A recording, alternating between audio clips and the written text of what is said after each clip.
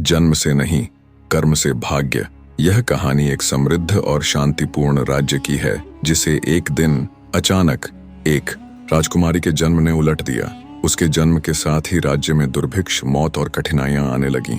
क्या उस राजकुमारी की नियति में वही था जो सभी ने भविष्यवाणी की थी, या वह अपनी कठिनाइयों से कुछ ऐसा करेगी जो राज्य और अपने जीवन को बदल देगी? तो चलिए इस अद्वितीय और प्रेरणादायक कहानी को जानने के लिए हम चलते हैं शुरुआत से। बहुत समय पहले एक समृद्ध राज्य था जो नदियों से सिंचित था और हरियाली से भरा हुआ था।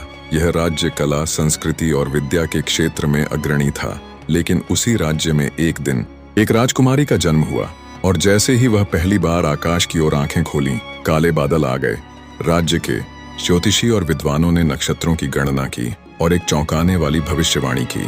उन्होंने राजा से कहा, महाराज, यह बालिका एक ऐसी दशा में जन्मी है जो राज्य के लिए अपशकुन साबित हो सकती है। इसका जन्म दुर्भिक्ष, मृत्यु और विनाश को आमंत्रित कर सकता है।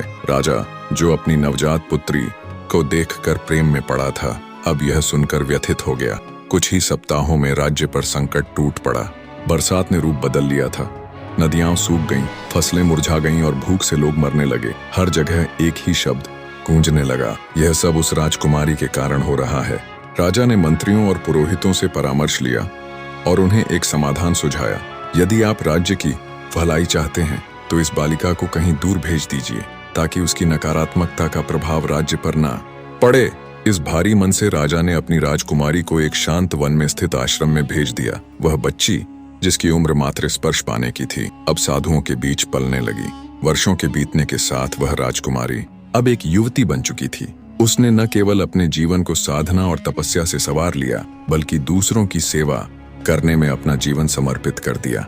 वह वृद्धों की सेवा करती, बच्चों को पढ़ाती और रात में शास्त्रों का अध्ययन करती। इस समय ने उसे आत्मविश्वास और ज्ञान से भर दिया। लेकिन उसका जीवन यहाँ नहीं रुकने वाला था। राज्य में एक बार फिर संकट आ गया। एक घातक रोग फैलने लगा, लोग मरने लगे और राज्य में एक बार फिर अंधेरा फैल गया। इस बार राजा ने वृद्ध ऋषियों से सलाह ली। उन्होंने बताया कि एक युवती है जो वर्षों से सेवा और साधना कर रही है। उसे राज्य में बुलाया गया। राजकुमारी ने राज्य में लौटते ही अपनी चिकित्सकीय ज्ञान और करुणा से राज्यवासियों की सेवा शुरू की। जड़ी बूटियों और उपचार के माध्यम से उसने महामारी पर काबू पाया और राज्य को फिर से जीवन से भर दिया। राजा ने अपनी गलती को महसूस किया और जब वह अपनी बेटी के चरणों में झुका तो उसने मुस्कुराते हुए कहा, मैं आपकी संतान राजन, मेरे जन्म से नहीं, मेरे कर्मों से मेरी नियति बनती है। जो त्यागा गया था वही लौटकर सेवा करने आया। कहानी के अंत में वेताल ने विक्रम से पूछा, क्या उस कन्या का भाग्य उसके जन्म से तय था? क्या नक्षत्रों ने ही उसका भाग्य लिखा था?